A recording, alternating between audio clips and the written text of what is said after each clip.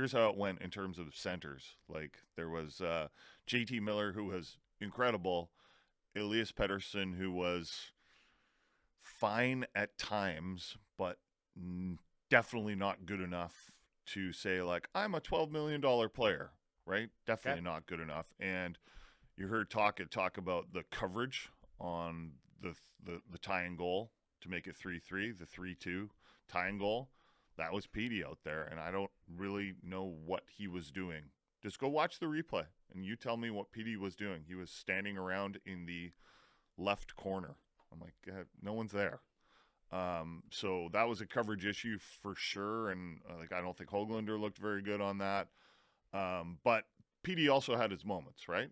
He did have his moments. He has some scoring chances. He early on in the game, he looked good.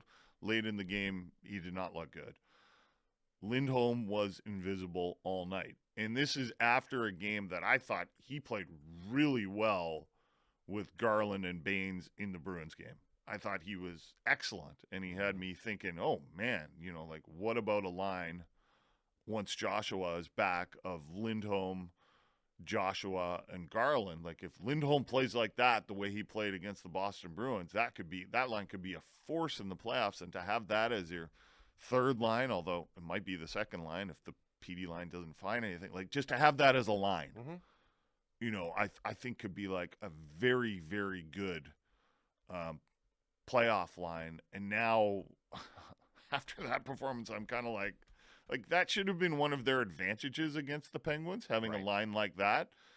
And now you're going to play an LA team, which we all know they've got those three centers, although I don't even know if we count Dubois. It's like if he plays center. If he plays he's center, on the roster. Like technically it should be like Kopitar, Deneau, and Dubois, and you should be like, whoa, that's really impressive. But I don't know where Dubois' game is. I'm sure we can talk about that later. They got whittled away by injuries too. Yeah. At any rate, the Lindholm line didn't do well enough, and there haven't been many games, especially lately, that we've been like, oh, Connor Garland wasn't very good. But Connor Garland wasn't very good last night. Okay, here's my thought. He tried hard. He just wasn't very effective. My thought is that once Joshua's back, you automatically play Garland, Bluger, Joshua. It makes no sense to go away from it.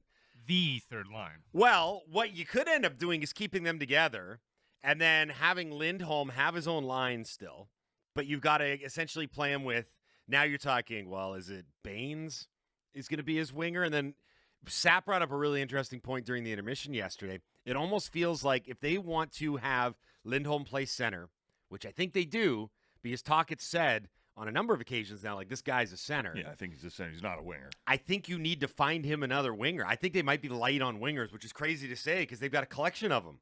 But I don't know if they have the right wingers. They need Beauvillier back. Maybe not that. They never should have traded him. It was a hugest mistake of the season. Nobody talks about it. We had Beauvillier. Now we don't. No, I do wonder if that's the play. Nobody talks about it. I was picking that Nobody up. talks about it. A little bit of Trump there. It needs to start in the back of your throat. That's what I figured out. Should have kept Beauvillier. See? Yeah. I think that might be the play. Part of what's going on right now with the sort of disjointed, not complete efforts, I think, is because there's a lot of line blendering going on. Well, there's power play blendering going on. Which is fine. They are in such an advantageous position standings-wise that, you can play with your food a little bit and you can try some things. Why not? I mean, here's the thing. For as very average and some would say subpar as the Canucks have been post-All-Star break, they've still collected 12 points from 12 games, and they've still got a very healthy lead atop the Pacific Division, which is really the important thing here.